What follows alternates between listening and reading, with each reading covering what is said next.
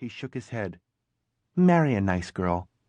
She paused a moment to make sure this advice sank in, and then turned around and headed back toward the front of the plane. Peter could see no other passengers in the aisle. A flight attendant strode by, closing luggage bins.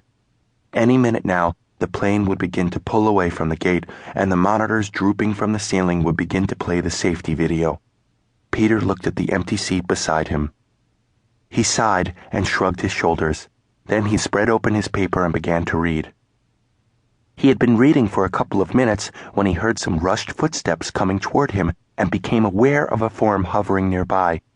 He nonchalantly folded the paper back and saw that a young woman was hoisting a bag overhead.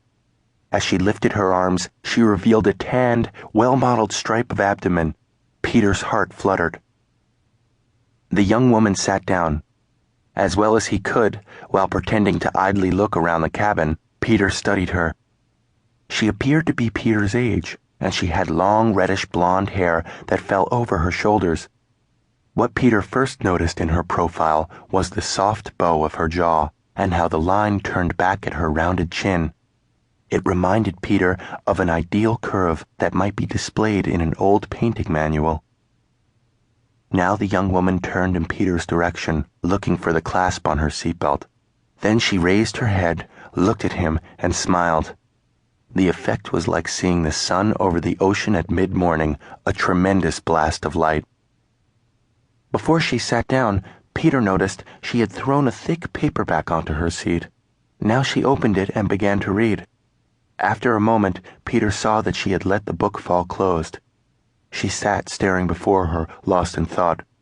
Peter saw the book's cover and was taken aback. The Magic Mountain by Thomas Mann. To sit next to a beautiful young woman on a flight from New York to Los Angeles is one thing. To sit next to a beautiful young woman on a flight from New York to Los Angeles who is on page 500 of The Magic Mountain is quite another. A young woman reading The Magic Mountain had to be intelligent and patient and interested in a range of different ideas, many of them quite old-fashioned. She would also happen to be reading the only long German novel that Peter Russell himself had ever read. For all his daydream eagerness, now he was actually presented with the possibility of falling in love with a beautiful young woman sitting next to him on an airplane. Peter was terrified. Terrified that he might actually get what he dreamt of getting, and terrified that now, having the opportunity to get it, he would screw up. The plane had taken off and was drifting slowly above a thick wadding of cloud. The sound of engines was loud, but had become familiar and functioned as thought-extinguishing white noise. And without even speaking to her, Peter was convinced, he knew for a certainty, that he could spend the rest of his life with this woman, and it would be blissful.